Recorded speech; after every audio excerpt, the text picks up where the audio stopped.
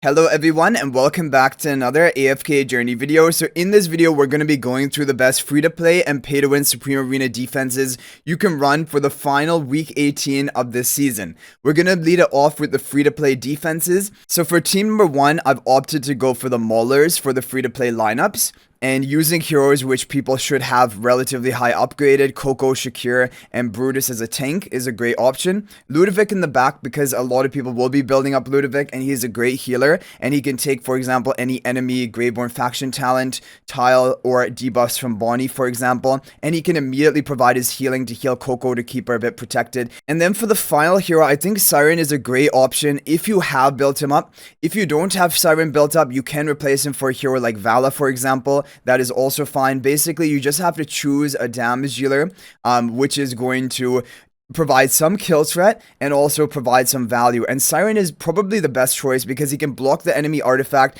Shakira and Brutus actually end up killing most of the enemy team. And if Siren can get off his crowd control as well, that's great. And we're running the surging spell, and this is going to go off into the area where we have the most allies. And that is going to be, for example, this line of Ludovic, Coco, Shakir, and Siren, so they can all get shielded by the surging spell.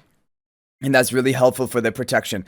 So I think this is a great team you can run, and you can replace Siren for another hero like we mentioned, Vala, or any other damage dealer, or even like an energy booster like Rowan. All would be fine options. So on map 2 is going to be the free-to-play version of Tossie, Bonnie, Stall comp, and it allows us to have 3 heroes in a row, and that is why I chose it for this map. And Bonnie and Tossie are both fine being on these kind of awkwardly placed faction tiles. So overall, this is great with the Storm Strike spell giving you more kill potential, and Haywin is really well protected with Thorin and Damien to try and survive for as long as possible, prolonging the duration of your concealment onto your allies on the faction tiles. This is a very strong team, and it takes good advantage of Thorin, and it is totally good even without Talene, for example, in this comp. But if you want to, you can replace a Thorin for Talene in that same position.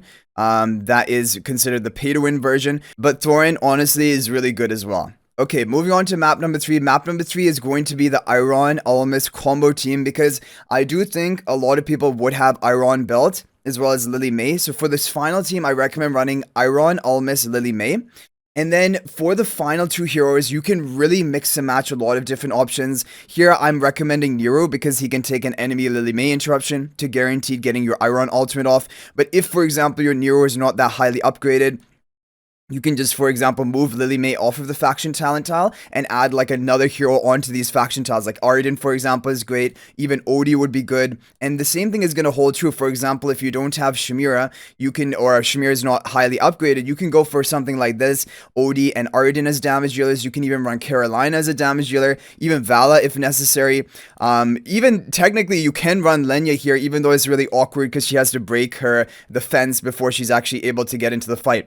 But personally, what I think is going to be the strongest team is going to be what I initially had locked in, because you're going to deny the enemy Lily May interruption, you're going to have Iron going off, and then we're running the overcharge spell to charge up the energy on a Shamira as quickly as possible. Shamira is also being boosted by this tile, getting attack speed and life drain. And like Shamira, once Shamira casts her ultimate, it gives your team such an advantage, and she's going to be shredding through enemy team members if there's heroes which are killable. The only real counter to Shamira, and also I guess counter to this comp, is if the opponent goes for an unkillable Wilder type team, then Shamira's not going to be able to kill anything off of the faction tiles, and then she doesn't get much value off. And then it could have just maybe been better, for example, running a hero like Arden, even because he can have these crowd control people. But I think this is overall a strong team, and definitely if you're running on offense, it's a highly recommended team as well. And I think this is a great option with the overcharge spell. And there will be a formation ID in the lower left corner if you want to copy down this team. But for map 3, you're going to have to manually place the heroes because it is a non-symmetrical map. Okay guys, so moving on to the pay-to-win team. So if you have Athalia, I think definitely running Lightbearer faction talents along with Athalia is still going to be one of the strongest Supreme Arena defenses you can set. And it's always been doing well for me in the previous weeks. So you're going to have Athalia behind the Hugin charm bonus onto Athalia is really important. You're also going to have Siren to block the opposing artifact, and Sonya buffing up Siren and Hugin. And then finally Fresto just as more tankiness for your team. We have Real Fresser in front of Hugin, so he can get his ultimate off to shield your team a little bit faster. And then you have both Fressers on the same row to get the bonuses from that. This is a very strong team, and it consistently is doing well. If you don't have a Thalia, then you can run a Harak version on team number 1. And if you're running Harak on team number 1, it is better to run him with the Greyborn faction talents. You can have Thorin soul pacting the Harak, Ludovic to be healing up your team, and Sylvina for more kill threat to try and set up a kill for Harak. And then finally Siren again, because he can block the opposing artifact, and if he can get off his ultimate, that's a lot of crowd control and damage, and Ludovic will be healing him right from the beginning of the match with the Light Force spell onto Harak. So basically, these are the two versions I would recommend, either the Thalia or Harak team, Harak with Greyborns or Thalia with Lightbearers for this team number 1. Now for team number 2, all the pay-to-win comps are going to be the same. It is going to be using Talene along with Tassi and Bonnie, because this is considered to be the overall strongest Tassi Bonnie stall comp.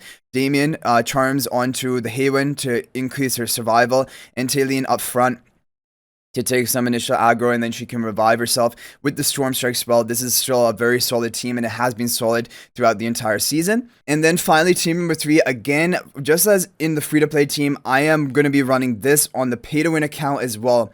And the reason for it is I just really think it counters enemy Lily May. If the opponent has unkillable Wilder team, that's basically the only way they can deal with this. But the thing is, if the opponent is running unkillable Wilders, they can basically beat whatever comp you have. And by unkillable, I mean basically heroes like Thorin, Almas, Damien off the faction talent tiles, and then two other heroes completing the Wilder faction talent synergy on the faction tiles, because then, for example, my Shamira can cast her ultimate, and she will cast her ultimate, but like it won't be able to kill anyone. Thorin's gonna revive, Demon's gonna respawn his chariot, Almas is not gonna get popped on the first kill. So that is really kind of the way to counter Shamira, and it is a weakness of Shamira. But like if I ran anything else, whether it be Aradin, Odie, even something like a Diurnal type comp, you're always going to be basically losing to the unkillable Wilder teams. And so, but for all other intents and purposes, any other team that the opponent brings in here, this is going to dominate it. If they bring just Lily May, Iron's still going to get off his ultimate. They have very like limited space on the offensive map 3, so Iron's almost guaranteed to crowd control everyone. And then Shamir just takes a few seconds. She's going to charge up her ultimate. She's going to cast his surging spell. Is going to protect. Lily May is also going to interrupt the enemies, and having Lily May and Shamir on the faction tiles are very safe. It's going to be difficult to kill them. And Nero and Iron, they're pretty tanky. It won't be the easiest for the opponent to kill them, especially with the surging spell as well. But one final thing to mention is that if you have Cryonaia highly upgraded, I definitely think running Cryonaia in this comp would be more solid than even Shamira, because Cryonaia is then going to counter those unkillable heroes, whether it be Thorin, Talene, Almas. She's just gonna pop them. So like Cryonaia basically doesn't care about Wilder faction talents and unkillable Wilder teams, but she's basically the only hero. So I definitely think Cryonaia would actually be amazing for this comp and would make this even more foolproof. But like if you don't have a highly upgraded Cryonaia or not built at all, then it will have to be Shamira. And like for example on this account, it still is the Paragon for Shamira over the Supreme plus Cryonaia. There's no question about that. So anyway guys, I hope you enjoyed the video. Thank you for watching. That is going to be it for this one. Good luck in Supreme Arena for these remainder of the season. And then as soon as we enter the new season, I will make a video about Supreme Arena comps. So don't worry about that. But thanks for watching guys. If you guys are not already subscribed to our YouTube channel, please smash that subscribe button. Also feel free to join my AFK Journey Discord server. There's a link to that in the description of this video. And finally, if you're thinking about making a purchase in AFK Journey, please use my affiliate link to the official Farlight store. There's a link to that in the description of this video and as a pinned comment. This is the best way you can support me at no extra cost to you. But thanks for watching. I'll hopefully see you in the next video. And until then, everyone, peace out for now.